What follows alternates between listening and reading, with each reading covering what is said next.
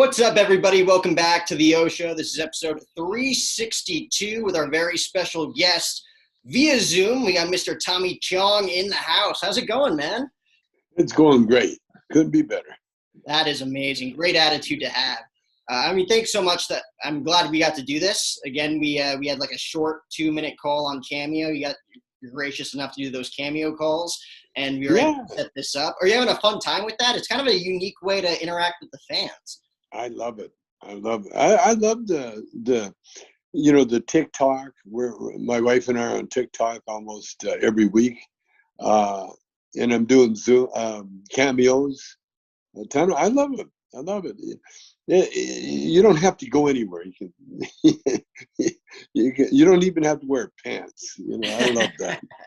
That's the unique thing about COVID, though. Like, we've been able to adapt to calls just in your house. You don't have to do anything, and you can actually have face-to-face conversations with people that you probably wouldn't be able to if it was in person. It's a lot easier. For sure. Absolutely. Be too busy. Too busy running around doing a lot of useless stuff. But no, I love. Well, I love my life. Mm-hmm. I'm really at peace with myself, and I just love everything that's going on around me, regardless if it's uncomfortable or comfortable or whatever. It's all good. It's an awesome attitude to have, man. And I'm so pumped to talk to you today about so many different things. Would love to pick your brain, about kind of, your music inspirations. Obviously, you're big in the cannabis world and the marijuana world as well. Acting, obviously, Cheech and Chong, you guys have been, together for 40 plus years, 50, I don't even know. But first things first, I do want to, give a shout out to Great Vibes, your new CBD line. What kind of inspired you to do that in that regard? Well, my son, Paris, he and our partner, John Paul Cohen, we started exploring as soon as we became legal, medically, in Colorado, I think first, and then everywhere else. We started, getting involved in the business because I've been an advocate forever, and then we with the research we found out that the CBD doesn't have the amount of THC in there that would qualify it as a mood altering or as a drug, what used to be illegal. So we immediately got into the CBD business, and we hooked up with this great company, and they got me on all the social networks, and I'm one of those guys that's a pain in the ass for a lot of people, because every time they open up their computer, I'm there selling my CBD. So it's kind of like sweet revenge, I because I like. I like advertising, like I watch car advertising, and it makes me want to buy a car. Yeah. Even though I don't need one, so I like ads. That's actually been our entertainment while we've been locked down. You get hooked on some of these ads because they're so well done, and they're so psychologically well done. Yeah, and you can learn a lot off that. There was a time, when people really kind of dissed any kind of advertisement. That was, what was the word? Oh, it's so commercial, But to me, it's information. I like learning. And I like finding out things. Now, I'm not that keen on remembering, but I definitely like the excitement of or the thrill of learning something. And I think I learned that in prison, because when I did time in jail, I hooked up with an old con that had been there forever. And I told him, I said, teach me how to do time, teach me how to do prison time. And the first thing they teach you, or he taught me, was reading books. He said, you'll never get a chance like this ever, And so I got into reading and just exploring. And that was one thing about Cheech. Cheech is a great reader, and he has a great memory. And so him and my wife, Shelby, they always have great conversations because they've always read the latest book, which I haven't read. Because with me, unless it has something to do with music, sports, or drugs, I'm not really interested. Did you watch the Mayweather-Paul fight this Sunday? No, I never. What happened? It's just getting a ton of mixed reviews. I was gonna want to try to get your take on it, but like it was more of like kind of obvious that it was rigged and that it was kind of just a money grab for those two guys. That no one was going to get hurt. Exactly, and yeah, that's the plan. But like, but that's way Mayweather fights anyway. Oh yeah.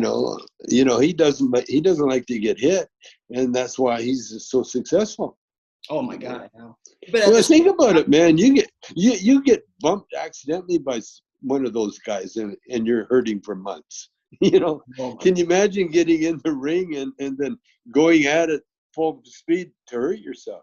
I watched the Ali Fraser fights, both of them. Oh, I felt so bad for Muhammad Ali more than Joe. Because Joe was hopped up on something, he was drinking some kind of juice, and because that's the only reason he could stay there, Except when Joe got in there with Foreman, his rope of dope, he almost got sent over the ropes. But yeah, I know I didn't see that fight. No, but that would have been very interesting, at least me looking back at it. I'm 22 years old, so you got a few miles on me. But oh yeah, I would have loved to have been alive during that era, whether it be the Ali Frazier era or even Tyson and Holyfield and all these big fights back when boxing was like the shit back in the day. You met Muhammad Ali, right? Oh yeah, I got to know him. I got to know him. Can I tell you my Muhammad Ali story? Yeah. Bobby Taylor, the singer that I was in the band, that really got me on the map. Right. Went to the Olympics with Muhammad Ali. Bobby was one of these sort of shadowy guys. You're not really sure. He was one of these guys that knew everybody intimately. And so I don't know the whole story about him going to the Olympics with Muhammad Ali, but anyway, I know for a fact that Muhammad Ali and Bobby were friends. They knew each other, and so right when he lost his, the judge or the government took away his title, and he was going around giving shows and speeches. He was in San Francisco, and he had a little night one night affair with a friend of mine who was a stripper, a dancer named Scarlett, Lady Scarlett. And so, just by coincidence, I was in San Francisco, and then Lady Scarlett told me, guess who I was with? Muhammad Ali. And so I was heading into Detroit the next day. So I got on the plane, went to Detroit, and then I got home, and Bobby called me and says, hey, come on over. The champ's coming over. Muhammad Ali's coming over to my apartment. So I got in the car and went, and I happened to get on the elevator exactly with Muhammad Ali. Now, he didn't know who I was. Mm-hmm. And so we're riding up to we're going to the same place. Well, he doesn't know about it. And so, and he's kind of ignoring me, he nodded, but he's looking at the wall, he doesn't want to get in any conversation. And so I'm riding up there. And so halfway up, I said, Lady Scarlett says to say hi. That probably wasn't knowledge. he turned and looked at me. His eyes got all big, you know, that Muhammad Ali look. He looked at me like, "You the devil?" And then we walked to the same door. And Bobby, "Hey, champ, what's up, man? Hey, this is Tommy Chong. This is oh, you guys know each other?" And so we took pictures. But my first wife was there, you know, so we couldn't get into any detail about Lady Scarlet. But he was so sharp, man, and oh, we had a laugh at that Oh my because God. he was that, those guys back then, and probably still now, but more back then, they were like kind of into the voodoo, you know, the black magic stuff. You know, that was really.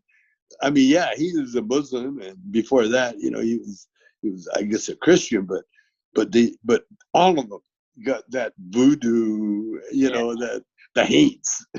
Oh my God. Yeah, that's not the type of guy you want to piss off.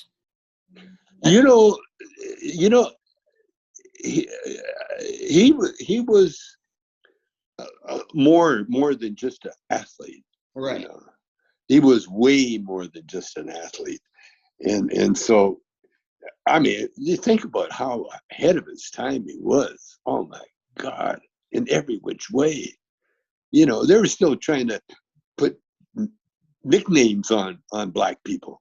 You know, the Brown Bomber, the Assassin, the blah blah. You know, just like pro wrestlers. You know, because once you put a nickname on tag on someone, you take away the human Oh qualities yeah. and you make this sort of like a superhero, mythical person, you know. And I noticed that in Calgary, where I grew up, the football players, all the black ones had nicknames, you know, Sugarfoot Anderson, you know, and all this just blatant racist tags, you know.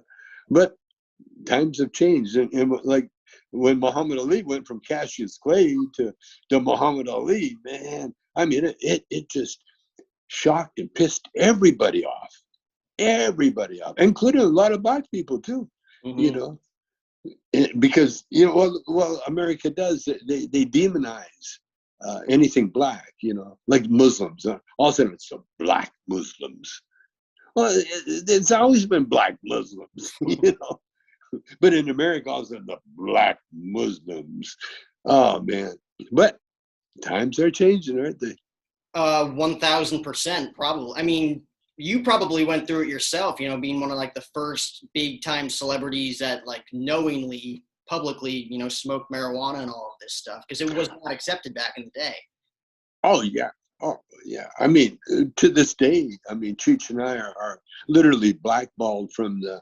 I was just looking at an article I did, you know, from the you know the when you list comedians, Hmm. you know, we're not in the list. You know, we're not on the list, and like we've never hosted Saturday Night Live, for instance. But Saturday Night Live had their actors play Cheech and Chong, you know, and so that's like a cancel culture trip right there, you know. So oh yeah, we've had it, but you know what? Uh, it's a medal of honor. You know, it puts us apart from the crowd, you know, in so many ways. You know, we just finished shooting a documentary. Oh wow. It's more like a film. It's Hmm. beyond documentary. It's a little more than a documentary, and that's what that you know, because we had to rehash our history and our lives and that, you know, and just shooting it and thinking about it, you know. We changed so much for so many, and we're still doing it, you Oh know. yeah. And it's, you know, people, you know, they, when they look at people like myself, you know, they kind of think in terms of, wow, he's really famous, you know. But it all came with a price, you know, and that was the price. but it pays off in so many ways. You know, like not being on Saturday Night Live, it become a plus. You know, not a minus. You know, Wow. and yeah, and I accept it. You know, one of the things when Cheech and I just finished this movie, part of the movie they wanted some conflict between Cheech and I, and so we started digging up old wounds, you know, like why we broke up, and it was what do you call it, soul searching, you know, because when you think about what we had, I mean, we were locked in, but then again, because we weren't really a comedy duo in that sense, the traditional sense. Like they usually each act has their own comedy act, and then they decide, well, if we team up, we can go a lot further. That wasn't us, you know. That wasn't us. It was all sort of serendipity, kind of put together in such a kind of a freaky way that I had no control over it. Cheech never had any control over it. Nobody had any control over it. You know, it was like the universe saying, okay, you guys, we need you. It's your turn. Get in there, and this is what you got to do. And good luck. Right. It was meant to happen. Like there was going to be a few bumps in the road. Maybe still are. Like it's been a long journey, obviously, but that's what you were meant to do. Like that's like I don't want to say your masterpiece. You've done a lot of stuff, but you know what you've done with Cheech, like just the chemistry you guys have and everything that you've been through. I mean, it's pretty astonishing to see what you guys have accomplished throughout the years. Yeah, and it wasn't really for us personally. Yeah. You know, Cheech sacrificed because his sacrifice, believe it or not, was his image. Mm-hmm. You know, because he dove into a very you know, frowned upon by the Latino community image.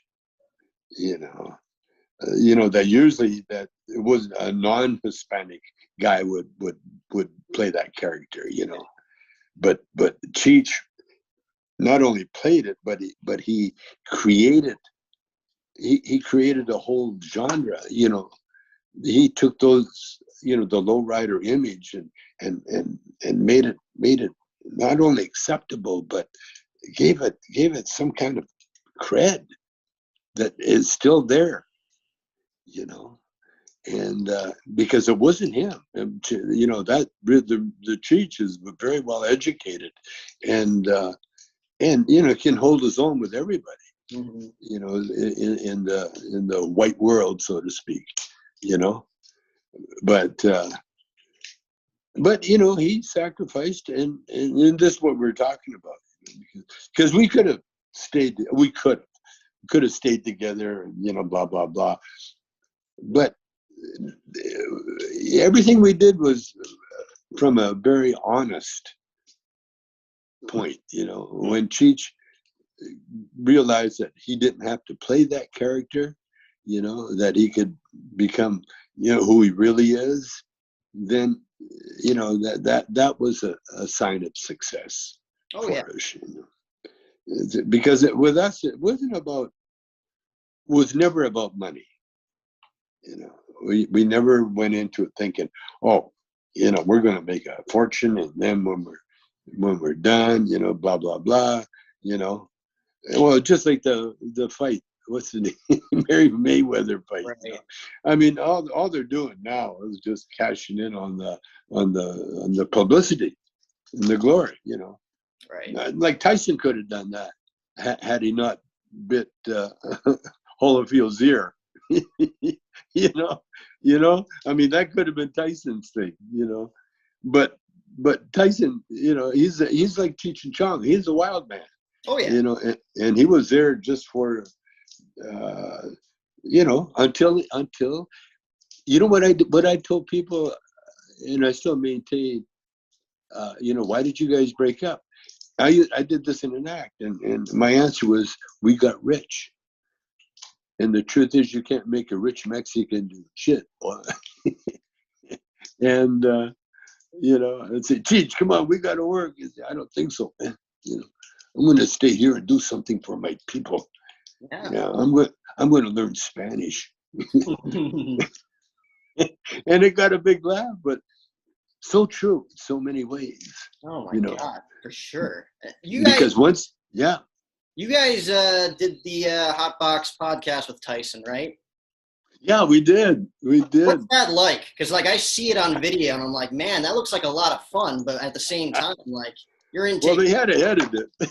They had to edit it down because there was a lot of dead space on that show. I had my guy from TikTok, Clayton. He was sitting in the audience and he could read my mind, because TikTok, boom, we're in and out of it. But Tyson's thing, there were like, I don't know, 10, 15 minutes of silence. We're just sitting there all stoned. But Tyson was great, man. Oh, he loved Cheech and Chong. Oh, yeah. Because he loves to laugh. He's a comedian. Oh, yeah. He's got a comedic sense of everything he does, because he's a very special guy. Very special. And honest to a point, just so honest. That's what I loved about Mike, Cheech asked him, he says, you were the first to get a tattoo on your face. What was the story behind it? And Cheech was kind of like, I guess, kind of going intellectual, because people do things, because they read, the mark of something. And Tyson says, why did you do, when she said, why did you do the tattoo? He said, because I'm a wild man. I'm wild, man. Yeah, I'm crazy. Such a great answer. That is the perfect answer. And that was probably a blast. I mean, you've probably, throughout the years, and you've probably gotten this question on every interview you've ever done, but I guess I kind of wanted to ask you what some of the more exciting experiences when it came to smoking with either celebrities or just people that you're close with have been. Do you have specific ones? Like I'll give you like a top 3 of what, like some of your favorite stories of people that you've smoked with over the years. Well, I guess Timothy Leary was one. He wasn't that much into pot as he was into acid and ketamine. You got to try that ketamine. I had a great conversation with Timothy because he was going on about, leaving Earth and getting a spaceship and finding another Earth, I guess that was his message when he got high. But I was at odds with him. I told Tim, I says, we're on a spaceship. It's called Earth. We're going through space in comfort. I mean, can you imagine? That's why, when they talk about, the UFOs, this intelligence from another, you know what they are the most? You know what they are, the UFOs? They're drones. Like we send drones to Mars. Can you imagine some Martian going, oh, the space people are here. I saw them flying around, They're drones. When you're that evolved that you can send drones to another planet, that's evolved evolution, And I believe, I told Joe Rogan this, that Earth, that this universe that we see is ours. There's no other life on it but ours. And because we're trapped in that time bubble because we're on Earth. We're on Earth's time, you see. And we're the only ones on Earth's time. And so it's very conceivable that this universe is ours by virtue of how far we can go while we're on our spaceship. We can send drones anywhere. And we can look on TV and say, gee, I wonder what that is, you know. But to actually be there, we don't have to be there. Because once you're evolved, you see, right, what we are now, we're like the butterfly and the caterpillar, okay? We're coming out of the caterpillar, coming into the butterfly. We're not quite to the butterfly yet, where we can fly and do that yet, but we're close. In a few years, evolution will be at that point. But I take it back. We will always be here. This is the school. But our spirit is what travels and has no bounds, because there can be countless, well, like Jesus said when he was on the cross, or he was preaching, he said, there are many mansions in my Father's house, meaning there are many universes in eternity. And we, right now, we are definitely in the lower echelons of the thing. Yeah, we still got people that believe in Trump, for instance. That's how far we have to go with our evolution. They're the ones that are kind of dragging their knuckles on the ground because they haven't quite got out of the tree habit, you know. And but that's cool, because we've all gone through that. And this is what happens in the Earth experience, because that's what we're doing now. We're in probably grade 3, maybe a little out of elementary in the space of what we have to learn. But the great thing, like I told Tim, is that we're not only on a spaceship, but oh man, we're here for as long as we need to be, you know. And then when we evolve, we go somewhere else. So don't worry about that spaceship, Tim. Now, talk about other people getting high with, probably George Harrison, you know, the Beatles. Now, I've met all the Beatles except Paul, and I've gotten stoned, not with them, but in their presence. Oh, wow. With like John Lennon, I didn't know he was in the room. You know, he was sitting on the floor. He was a really true hippie, man. I'm in Lou Adler's bedroom, you know, smoking a big, fat, stinky joint. And I look over, there's someone sitting on the floor. Oh, it's John Lennon. So I walk over and offered him a toke, and he goes, I know, Mike, you know, we get troubles with immigration. Okay. So then I don't know what to do. I'm kind of, well, this is John Lennon. I'll stare at him for a while. And then Rod Stewart walks in the room. And of course, Rod goes right over to the mirror and starts fluffing up his hair, you know, trying to get that unruly hair to be on more unruly. And so I offered Rod, so, hey, Rod, you want to hit? And he goes, oh, no, my throat. And I don't blame him, because it was a stinky joint. It's one of those, is there a skunk in here or something? And then I walked out.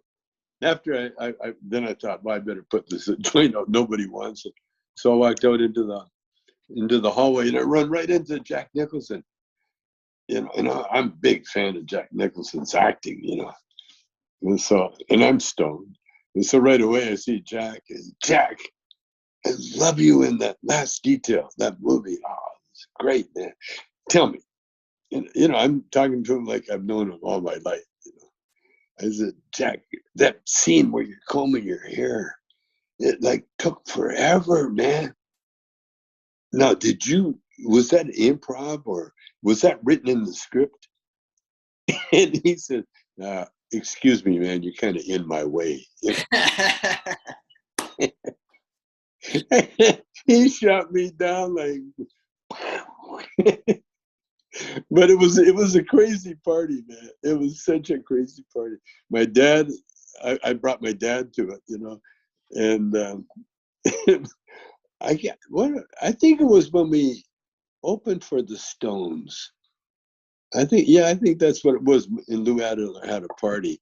But anyway, Mick Jagger, my dad's standing in line, and Mick Jagger is in front of my dad at the food line. And Mick is talking to somebody, and my dad's, excuse me, sir, you want to move along?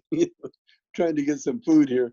And my dad had no idea who Mick Jagger was. And to this day, he never would, you know, it was his cup of tea. But yeah, I've had some interesting, you know, things. One time, I was just watching TV, and they're talking about, was Jimi Hendrix murdered? Yeah. And I just, you know, I was with Jimmy months before he died. You know, it was kind of freaky because he was kind of in between gigs, if you can imagine. Wow. And we were playing. We were in England playing at some club. What was it? It wasn't a club. It was a theater with backing up Chris Clark. And Chris had started doing one of the Beatles songs, "Got to Get You Into My Life." And I think that was one of the reasons they had us over there. You know? And one of the perks was that our band, Bobby Taylor and the Vancouvers, got us a gig at a club called the Speakeasy, I believe. And anyway, we just started playing away, and first set, and Jimmy walks in with a big entourage. The club was empty until he walked in, and then he had like 100 people behind him. He walked in like the Prince, you know. And he walks up to the stage. He goes, "Hey, Tommy, mind if I sit in?" And first of all, that's Jimi Hendrix. Second of all, he called me by my name. And then I found out later that he was from Seattle, and he was aware of our band because he had played in all these other Isley Brothers and all that other. He was an R&B guitar player, so he knew who Bobby Taylor and the Vancouvers were. And I think he would come up to Seattle, from Seattle to Vancouver, to see us play in our after hours club. Anyway, I took off my guitar. You know, I'm really thrilled, but he's a left-handed guitar player. And so he says, "No, mate, I'll play bass." And so our poor bass player, man, he's a big young kid, black kid. He's a big Jimmy fan, and he had to take off his bass and hand it to Jimmy. and Jimmy played the shit out of this bass, man, right-handed, not left-handed, but right-handed. Oh man, that night was so special. They had to pull the plug on us because we wouldn't quit playing. He wouldn't quit playing. Yeah, he was in his glory, man. Oh. Because one of the things, you know, when you start off, you're playing in a band. One of the thrills is that's your gig. You're playing all night, you know, not just a show. And that was one of the things when you start doing shows, that you had that one shot at it, you know. And yeah, but when you're playing dance, you can cruise, you can kick back the first set, you know, maybe play a little jazz along with your hot hit tunes, and second set, third set you're playing, and maybe the last set, then you kick back a little bit, you know. So he really missed that, Jimmy. Mm-hmm. And so after the gig, we all went up to our hotel room, you know, because all the rest of the band, man, they were like me, you know, just blown away. We got Jimmy, man, and Bobby Taylor was one of those. He would act like he'd known Jimmy all his life, because he probably did, you know, somehow. But anyway, Jimmy gets to our hotel room, goes in the bathroom, and we don't see him the rest of the night. he stayed in the bathroom the whole night, because you know what he did. You know, he's shooting up, and we're out in the other room smoking pot and looking at each other. Look at Jimi Hendrix in the bathroom, man. And that was it. That was the last time we saw Jimmy. Wow. I mean, that had to be a surreal experience. Just, I mean, having your bass player, just, I'd be honored if it was like, yeah, sure, take my stuff, take all of it, kick Oh ass. yeah, yeah. Well, in a way, he was. Oh, you know, a nice cap on that story. This is freaky. Tell it. Next day, we're on our way to the airport. That was our last night there, and we're riding in a limousine that the Beatles would ride around in. Right. And so we're not only, playing with royalty, but now we're in a limo, and everybody starts talking about Hendrix. And then there was a lull in the conversation, and I said, and I remember this clearly, I'm going to be bigger than Hendrix.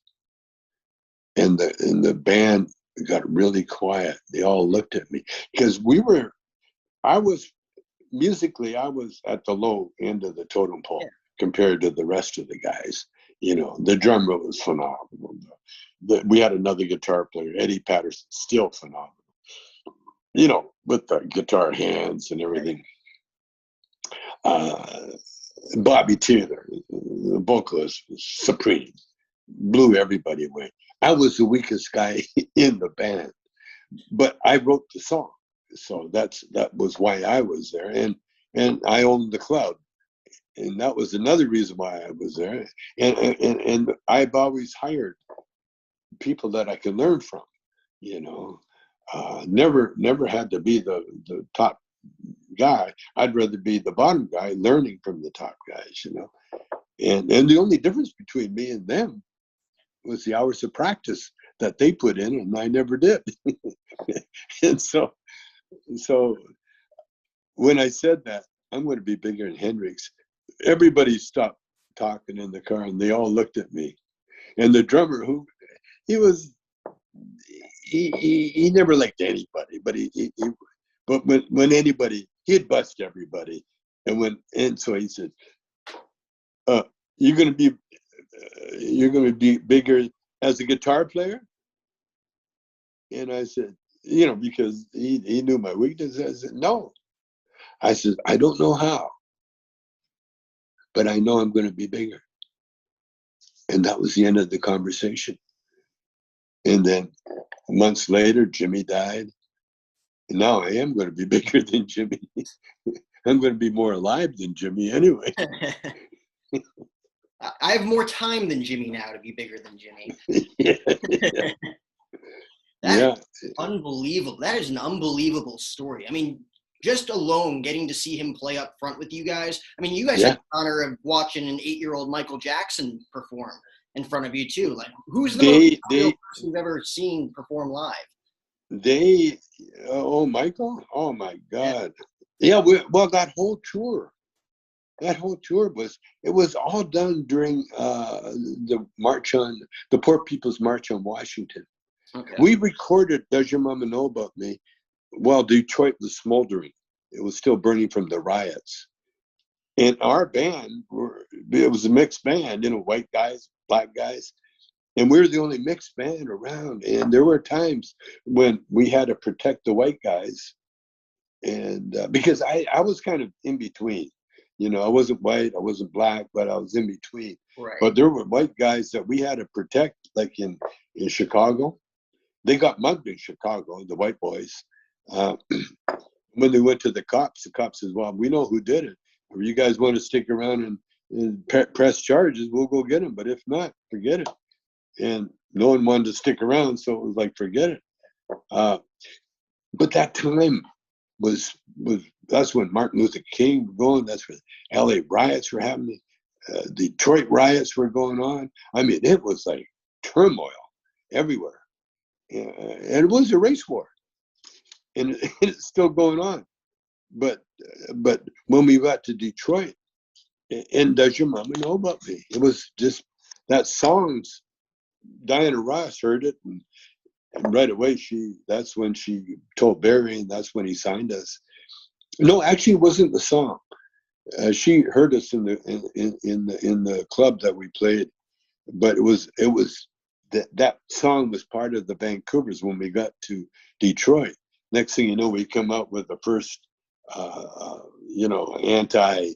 racist song. Mm-hmm. And then right away, all the writers shifted, for Diana Ross, Love Child, and Papa got a brand new, Papa was a Rolling Stone, and all these songs come out, the songwriters. But my song, Does Your Mama Know About Me, was the very first. It was a poem. I wrote a poem, and and Tom Baird, our arranger, friend of ours, friend of the band's. Our band was so cool because of Bobby and no, Tommy Milton, the other singer too. He had that charisma too. All the good musicians would come and sit in with us when they weren't playing their gigs. Like PJ Perry from Edmonton, great alto player. This kind of guy would make you think of Charlie Parker when you heard him play. And he would come in and sit in. And so we'd have an all-star band wherever we went, Well, like Jimmy did. That's what Jimmy came and sat in, just like all those guys, So we had all the people, all the great people, and some of the great blues singers, when they were in town, they'd come down and sit in with our band because we had that feel, Mm-hmm. We had that feel. We had that playing music for the love of the music, and not for the club, not to make money, not to, then you got paid. That was a plus. Yeah. But the biggest aim was to get together and play tunes that we heard, not on the radio especially, but someone heard, and you got to hear this one, Like for a while there, with Bobby Taylor, we did the whole the Impressions, Curtis Mayfield and the Impressions. We did their whole songbook, and when we got to Detroit, Detroit's at Motown and the Temps and everything else, but we got up there and did the Curtis Mayfield songs, and Barry Gordy was sitting in the front row, and he kept calling me over. And, what's the name of that song? Did you write that song? We said, no, it's from the Impressions. Oh, okay, thank you. Yeah, all right. Barry was a trip man. Oh my God. I mean, you've been, doing so many different things, whether it's music, whether it's comedy, acting. List doesn't have to be in that order, but given that you've done all of these different things, who is by far the most funny comedian that you've ever been around, and, vice versa, best musician, best actor, and who have you kind of learned from throughout all of these processes? Well, you learn from everybody, Mm-hmm. I probably learned as much from Mums Maberly as I did from Red Fox or Richard Pryor. One of the greatest compliments we've ever had was right after we did Up in Smoke. We had a dispute with our former management, and Cheech and I were basically unemployed, so we had to go back on the road as comedians, and we had work for months, because of the movie. And so we opened at the Comedy Store. We did a week there, and the first night we got off stage, and Richard Pryor was holding out his hand to help us off the stage. That was probably, it's like being knighted by the Queen, Richard Pryor, the funniest man at that time, holding his hand out saying, "Welcome to the club." That was sweet. When we got into the comedy world, Cheech and I, well, because before the comedy world, it was a music thing, but all the bands that I was in had to be funny. For one reason was that when we first started playing rhythm and blues, I was 17, and we met. I met Tommy knew me. Tommy Milton. He was like the singer. He was a football star, running back, and then he knew of this kid Bernie Sneed, who played piano, and so I met Bernie, and then that's when I met my first wife, Maxine. Maxine was Bernie's sister. And then I met the younger brother, Floyd. Well, Floyd, he's still alive. He's got a little problem with dementia, but he was one of the funniest, most talented kids I've ever had the pleasure of watching grow up. I watched him grow up from, I think he was 11 at the time when I met him. Then he grew into a man, and he ended up being our drummer for quite a while. Then he grew into this big 6-foot+ hunk, you know. And then he played with us until him and Tommy got in a big fight one time, argument. And Floyd, we watched this kid grow up, you know, all of a sudden he's big, and not only big, but he played hockey. Now that's a clue. When you play hockey and you're that big and you're black, one thing you can do is fight. And I take it back. One thing you can do is hurt people, because there wasn't much of a fight. My brother used to fight, but Floyd and that type, they would hurt people. It would take one shot, boom, they're down. Well, Floyd was, like I said, one of the funniest guys ever. See, he's still alive, and he's still funny, and he's an artist too. I got some paintings of him, but his humor.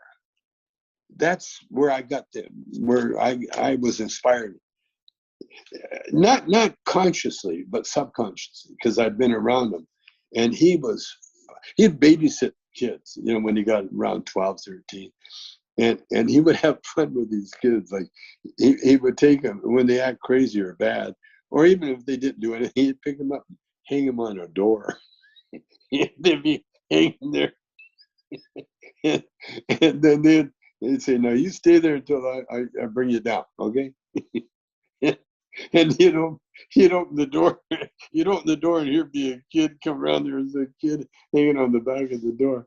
Well, he amused himself and amused everybody, but he also kept the kids from running around and doing all crazy stuff. And Floyd, he just had this great talent. And he started off playing bongos first, but then he evolved into being one of the best drummers. He ended up being the founding drummer of the Three Dog Night. So the group, the Three Dog Night, the original, that's Floyd, the only black guy in the whole white band. And not only white band, but a couple were racist. They were from the South. And so they weren't that keen on Floyd, but Floyd was so good. He was the best drummer in LA at that time. And that's why he got picked to be in the band. But he right now he's in assisted living because he has a bit of dementia. But even now he's still being funny. Well, Bobby Taylor, when we got signed with Motown, we never had a name for the group. To show you the comedy, we heard about this band in the South called 10 Screaming Ends. You know, the N word. It was 10 Screaming Ends. And so then we thought, why don't we call ourselves 4 N's and a C? And of course, Motown didn't even react. They just ignored it, and we called us Bobby Taylor and the Vancouvers. That was our Motown name. But our original name was 4 N's and a C. And my dad, who was a C, he was Chinese. He was unaware that we put it on the marquee. Right, so everybody could see it, and it made national news. Of course, it would. AP press phoned me up and wanted to know if that's true, and I said, "Oh yeah."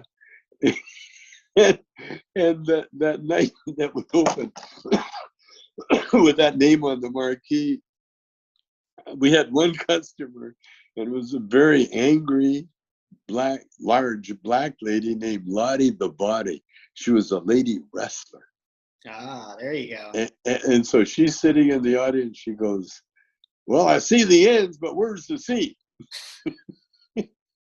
And my dad, who was the C, he comes up and starts giving her a lecture.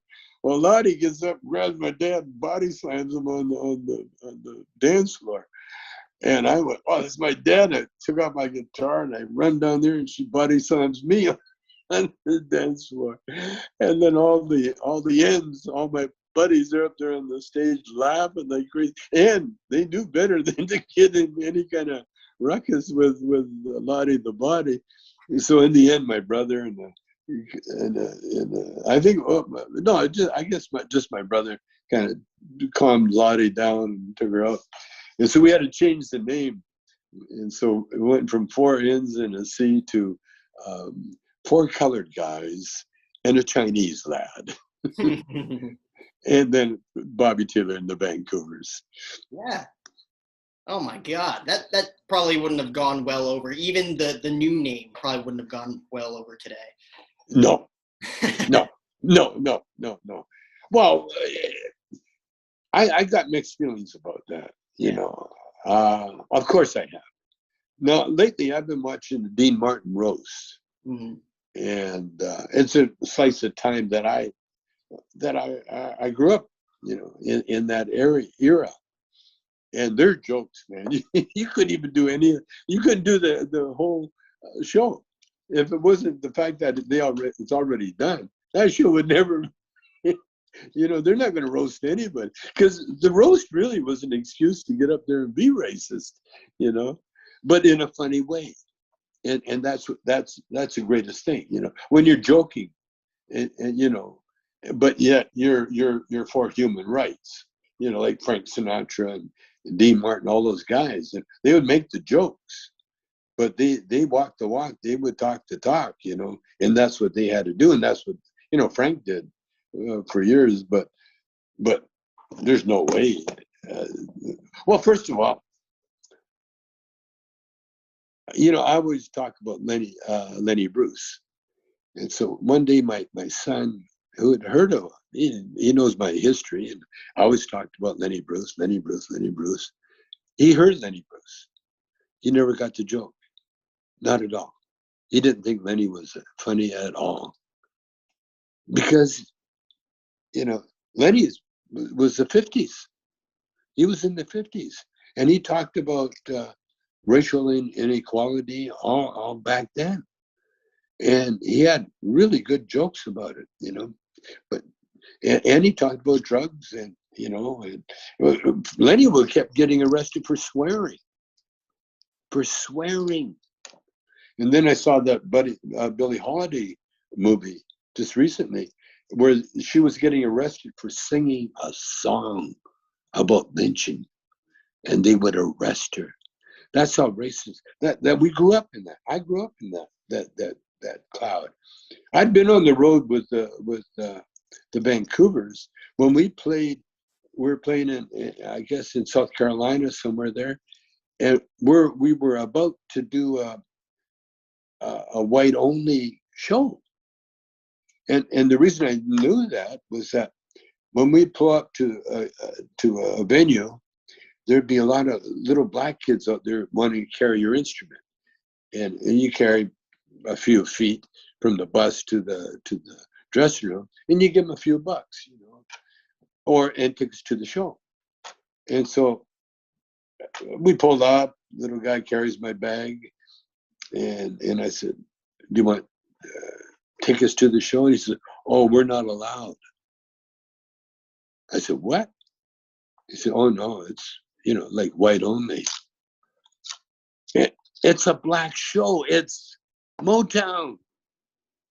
I said, "What?" And I think it was what's his name, Smokey Robinson, headlining, and then Diana Ross. And so I don't know who I bitched to, but I did some major bitching, you know, and I said, you know, hey, the news got to know about this. And so they said they had black people in the show.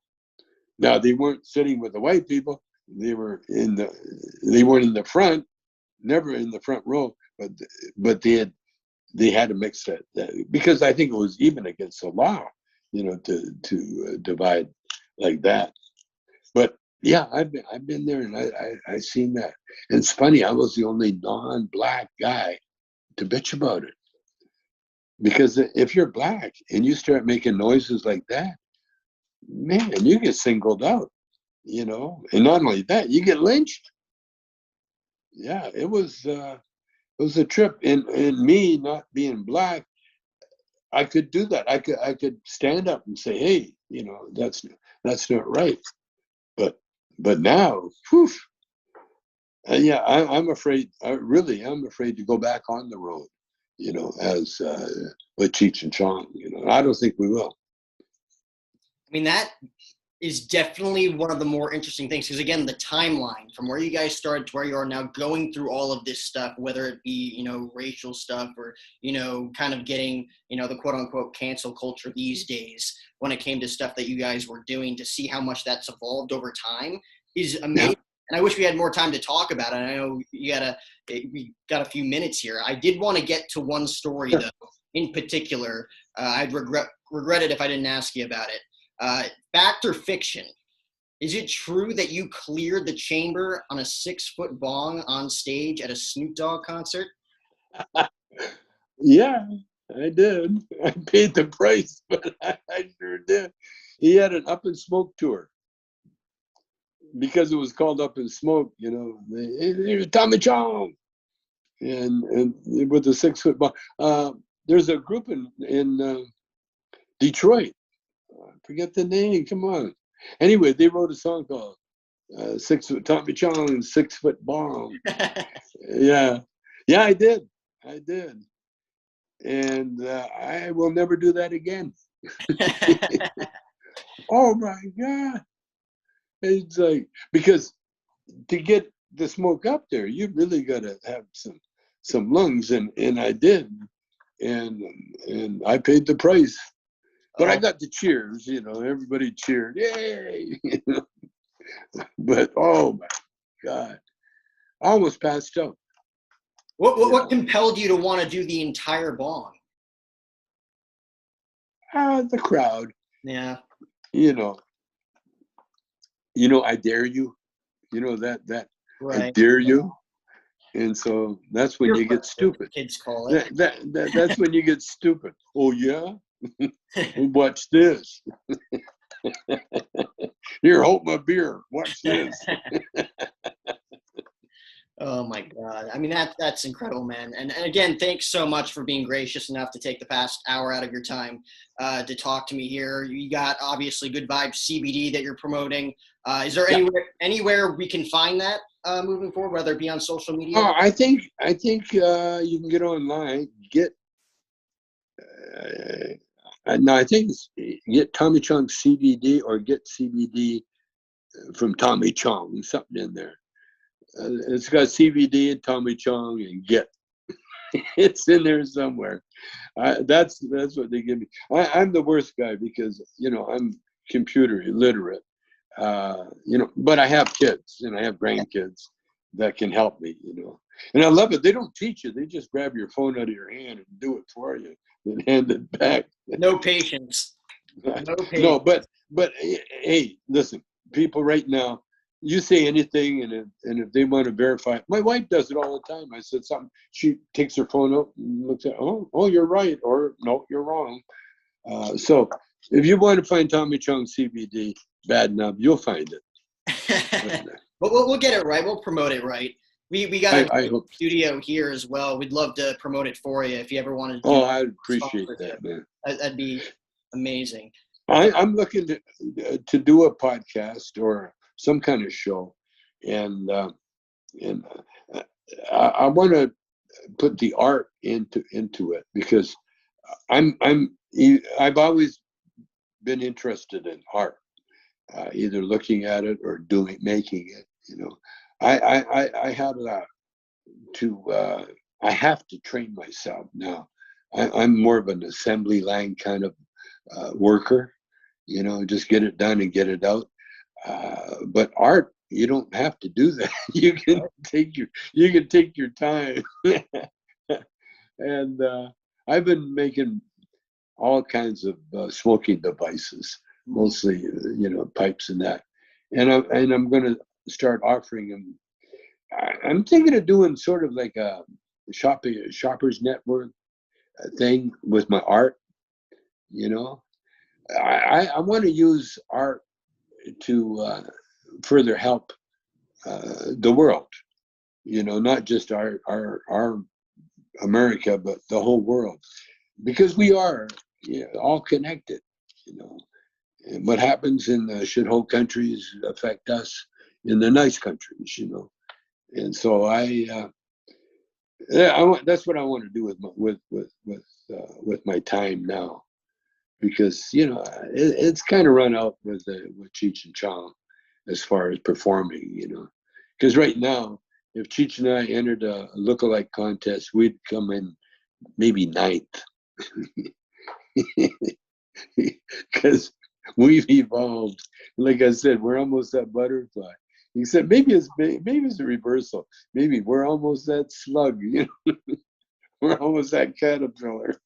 Oh my God. Well, you're a man of many talents then. It's awesome to see you constantly evolve and try out different things. Well, it's the only way to stay interested. Yeah. I think people leave this plane of existence when they become really too bored. Yeah. And then it's, oh, okay. And then the rest of your body goes, yeah, I'm bored too. Okay, let's call it quits. Okay, you ready? Okay. Heart attack or stroke? What do you think? What's the difference? Yeah. Because we're only here temporary, but our souls, our spirits are eternal. And that's who we really are. That's it. And that's why I found out. I found out quite early in life, how the power of the spirit, because that's all power is spiritual. All power, and that which isn't was never made. That is deep stuff, man. I'm glad that we got the chance to do this and kind of talk about whether it be, some of the stories that you told or stuff like that, where it's just kind of like a lot of more people out there need to be, more open-minded and, have that thought process, because things would be, I feel like, a lot easier mentally moving forward for a lot of people if they just kind of like opened up, let some stuff go, and just realize who's really in charge, Yeah, well, there's different categories of people, people that are, and we need them all, by the way. If you want to look at how society is, study the animal kingdom, because we are of the animal kingdom, or study an anthill. When I was a kid, I lived in the country, and every once in a while we'd come across a big anthill. Now the older kids, their thing was to kick it, destroy it, Well, my thing was to watch them rebuild it, and that was incredible. I'm a big nature studier because I grew up. That was my friends. We never had a lawn; we had a field, and in that field, there's all sorts of creatures that lived there. Now, you never saw them because they would disappear. But if you sat there and quietly for long enough, they'd come out. And that's how I learned how to scuba dive. My brother was a scuba diver, and he lived right on the ocean. And I would take his equipment and put it on, and I'd go down about 10, 15 feet, and I'd put a rock on my lap, and I'd just sit there. And then the ocean would come alive, because I became one of the parts of the ocean. And so then all sorts of the fish would come around, they'd look at me and swim by, and then they'd do their job, they'd be hunting food, and there's a whole world. And we're just part of it. We're just part of it. And now we're in a better position than a lot of them, because we can help them. Like the pandemic really helped a lot of the wildlife. I got a whole fucking family of skunks living in my yard. And thank God my poodle, my son's poodle attacked one time a couple of years ago, got sprayed. But my poodle, Captain, He's smart enough. He'll bark at him, but he stays his distance. He knows. But yeah, the whole planet needed to shut down, and they're thriving because of it now. Everything happens, and there's always a reason for it. Mm-hmm. You know? Well, I mean, again, I wish you the best of luck in everything you got moving forward. And again, thanks for being gracious enough to take the last hour out of your day, man. It was a blast talking to you. Easily one of my favorite interviews. This was episode 362 of the podcast with Tommy Chong. Enjoy the rest of your day, man. Take care, brother. We'll see you again.